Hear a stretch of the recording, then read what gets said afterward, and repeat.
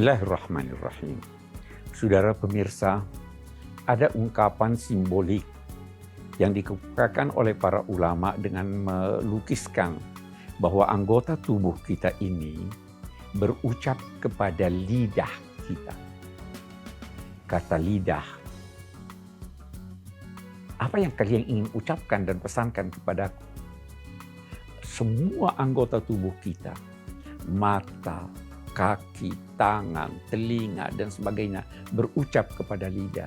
Hati-hati, kalau kamu tergelincir, kami terkena getahnya. Benar juga, ketergelinciran lidah bisa lebih parah dari ketergelinciran kaki. Karena itu, bertebaran ayat-ayat Al-Quran dan hadis-hadis yang mengingatkan kita agar pandai-pandai menggunakan lidah, kapan kita harus berbicara dan kapan kita harus diam, bagaimana kita berbicara, apa yang dibicarakan dan sebagainya. Al-Quran mengingatkan, وَمَا يَلْفَظُ مِنْ قَوْلٍ إِلَّا لَدَيْهِ رَقِيبٌ عَتِيدٌ. Tidak ada suatu ucapan yang terucapkan kecuali ada pengawas yang selalu hadir mencatat apa yang diucapkan. Hati-hati, itu peringatan Tuhan. Rasul mengingatkan, innallaha yakrahu salatan. Tuhan tidak senang 3 hal yang kalian lakukan. Yang pertama, banyak bicara. Yang kedua, apa yang kita katakan sekarang ini menyebarkan isu. Banyak bertanya yang tidak pada tempatnya. Itu Allah tidak senang. Apalagi kalau menggunjing. Karena itu, ada tolok ukur yang ditetapkan Al-Quran bagaimana menggunakan lidah itu. Tolok ukur itu adalah waqulu qawlan sadida. Ucapkanlah ucapan yang tepat. Dia tidak berkata yang benar. Ada ucapan yang benar yang Anda tidak perlu ucapkan. Tapi yang tepat. Tepat kandungannya. Tepat tata bahasanya. Tepat sasarannya. Tepat waktunya. Tepat tempatnya. Pernah suatu ketika Rasul SAW berucap, siapa yang akhir kalimatnya adalah la ilaha illallah akan masuk ke sorga.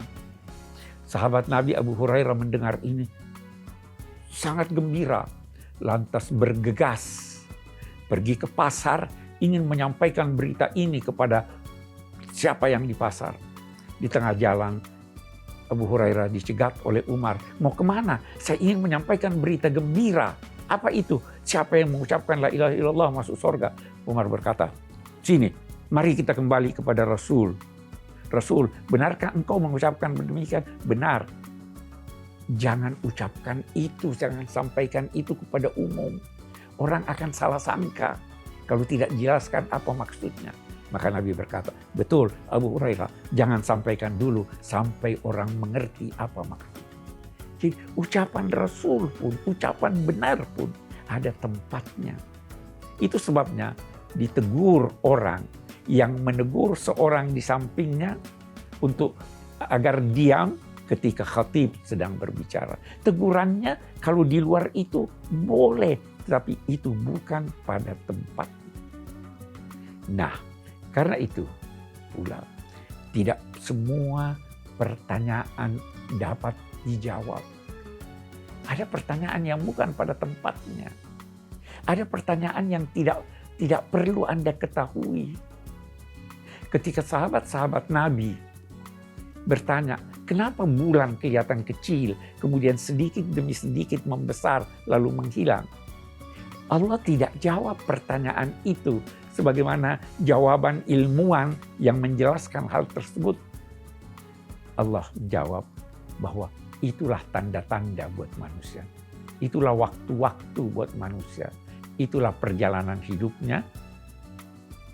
Tadinya dia tidak lahir, tidak terlihat.